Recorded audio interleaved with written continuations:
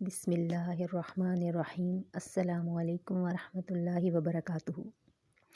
آج میں آپ کو جن صحابیہ کے بارے میں بتانے جا رہی ہوں، ہو سکتا ہے کہ آپ میں سے اکثر لوگوں نے ان کا نام تک نہ سنا ہو۔ جی، یہ ہیں صحابیہ حضرت فریہ بنت مالک، جن کے جنتی ہونے کی بشارت خود رسول اللہ صلی اللہ علیہ وسلم نے دی تھی۔ آپ صلی اللہ علیہ وسلم نے فرمایا، جن لوگوں نے بیعت رضوان میں حصہ لیا وہ جنتی ہیں۔ حضرت فریہ بنت مالک انصاری رضی اللہ تعالیٰ عنہا بیعت رضوان میں شریک تھیں، لہٰذا خاتون جنت قرار پائیں۔ جلیل القدر صحابی حضرت مالک بن سنان کی بیٹی، جس کے بارے میں رسول اللہ صلی اللہ علیہ وسلم نے ارشاد فرمایا تھا، جو کوئی کسی جنتی شخص کو دیکھنا چاہتا ہے وہ اسے دیکھ لے۔ مفتی مدینہ حضرت ابو سعید خدری کی بہن، جو عالم، فاضل، محدث، مجاہد، جرنیل اور حکمران صحابی تھے، جن سے 1170 احادیث مروی ہیں۔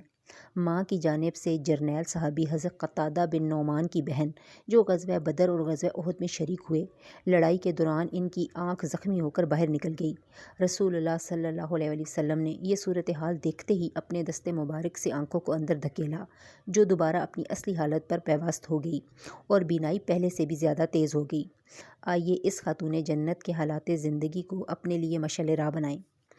حضرت فریہ رضی اللہ تعالیٰ عنہ کے والد حضرت مالک بن سنان جلیل القدر، عظیم الشان اور بلند مرتبہ صحابی ہیں، جن کے بارے میں رسول اللہ نے ارشاد فرمایا کہ جو کوئی جنتی شخص کو دیکھنا چاہتا ہے وہ مالک بن سنان کو دیکھ لے۔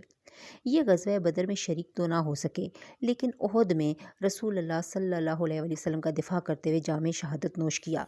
جب یہ غزوہ احد میں شرکت کے لیے تشریف لائے تو ان کے ہمراہ حضرت سعد یعنی ابو سعید خدری رضی اللہ تعالیٰ عنہ بھی تھے۔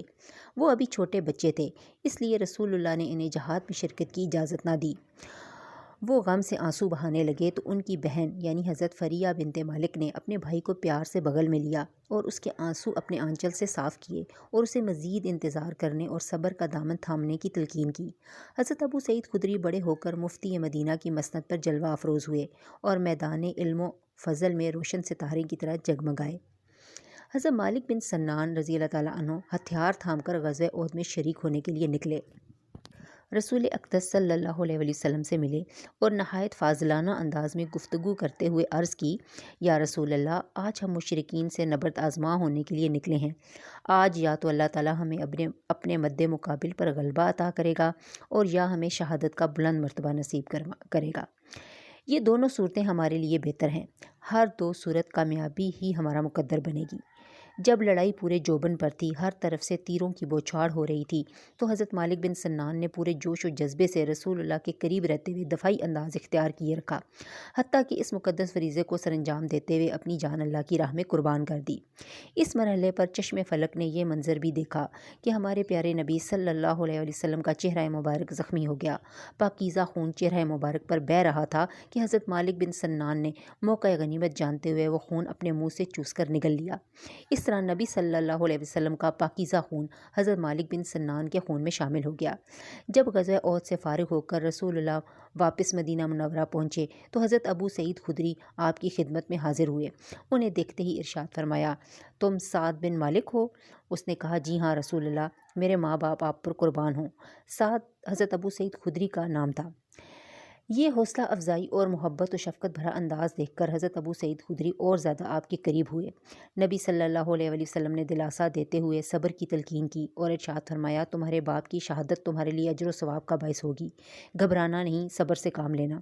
حضرت ابو سعید خدری نے گھر آ کر اپنی بہن حضرت فریہ بنت مالک کو والد محترم کی شہادت کی خبر دیتے ہوئے رسول اللہ کے ارشادات کا تذکرہ کیا تو عظیم بیٹی نے کمال حوصلے کا انداز اختیار کرتے ہوئے رسول اللہ کے ارشادات عالیہ پر عمل کرنے کو اپنے لیے باعث سعادت سمجھا اور اللہ کے فیصلے پر سر تسلیم خم کر دیا اور اس بات پر خوشی کا اظہار کیا کہ اللہ سبحانہ و تعالیٰ نے رسول اللہ کو محفوظ و مامون رکھا ہے۔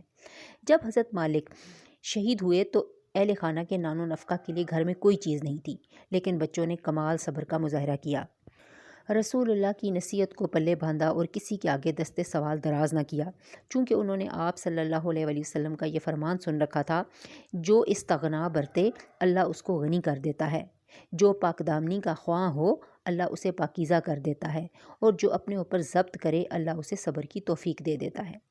رسول اللہ کی اس نصیحت پر عمل کی بنا پر ایسی برکت ہوئی کہ گھرانہ خوشحال ہو گیا، دولت ان پر ہن کی طرح برسنے لگی۔ حضرت فریہ رضی اللہ تعالیٰ عنہ کی شادی کن سے ہوئی اور شادی کے بعد انہوں نے کیا کیا غم برداشت کیے، یہ سب ہم انشاءاللہ نیکسٹ قسط میں دیکھیں گے۔ السلام علیکم ورحمۃ اللہ وبرکاتہ۔